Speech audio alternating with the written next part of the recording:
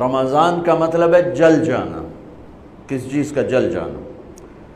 صلاۃ الاوابین حین ترمز الفصال، نیک لوگ ایک نماز پڑھتے ہیں کب؟ جب اونٹ کے پاؤں جلنے لگیں، اونٹ کے پاؤں جب جلنے لگیں، اونٹ کے بچے کے پاؤں جب جلنے لگیں۔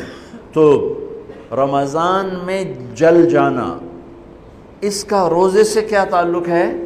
اس کا روزے سے تعلق یہ ہے کہ 360 دن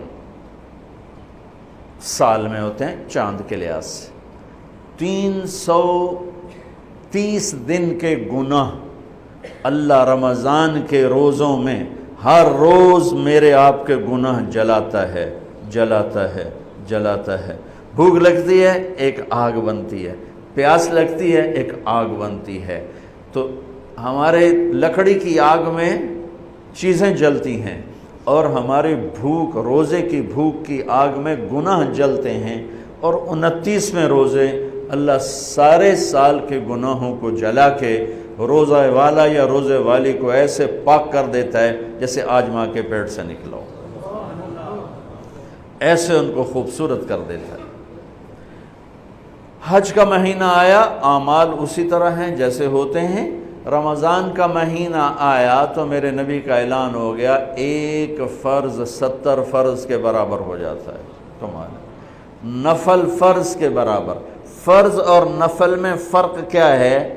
حضرت علی ہی کا فرمان ہے کہ جس شخص نے ایک فرض روزہ چھوڑ دیا پھر قیامت تک اس کی قضا میں نفل روزے رکھتا رہا تو ایک روزے کا یہ سارے روزے بدلہ نہیں ہو سکتے۔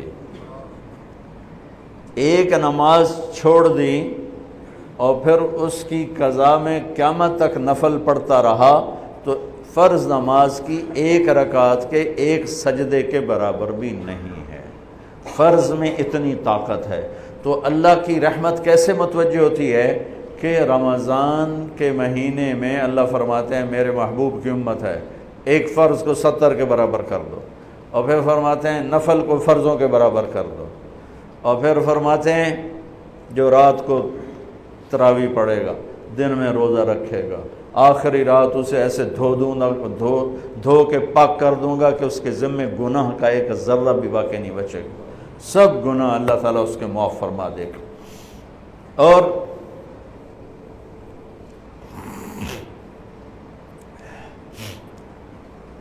میرے نبی نے فرمایا من صام رمضان ایمانا و احتسابا، دوسری بھی من قام رمضان ایمانا و احتسابا، جس نے روزہ رکھا اللہ کی رضا کے لیے، جس نے تراویح پڑھی اللہ کی رضا کے لیے، اس کے پچھلی زندگی کے سارے گناہ اللہ معاف فرما دیتا ہے۔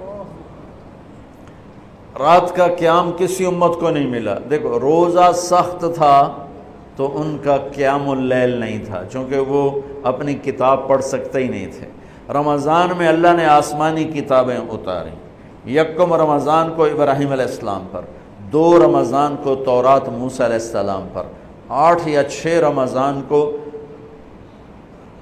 عیسیٰ علیہ السلام ان پر، موسیٰ علیہ السلام پر، ان پر داؤد علیہ السلام پر زبور کو اتارا، اور 12 یا 18 رمضان کو عیسیٰ علیہ السلام پر انجیل کو اتارا، اور 21 رمضان کو اللہ تعالیٰ نے پیر کی رات لیلۃ القدر میں غار حرا کے اندر اللہ تعالیٰ نے اپنے محبوب پر کتاب کو اتارا۔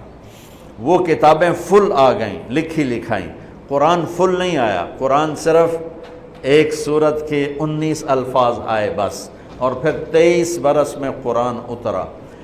کتنے انبیاء ایسے گزرے ہیں جن کے پاس جبریل زندگی میں ایک دفعہ آیا، زندگی میں جبریل ایک دفعہ، اور ایک سے لے کر آگے کوئی تعداد مقرر نہیں ہے، 100 دفعہ 200 دفعہ، لیکن آپ حیران ہوں گے ہمارے نبی پر جبریل 23 برس میں 24,000 دفعہ آئے، 24,000 دفعہ، جو ایک عجب العجائب ہے، عجب العجائب ہے۔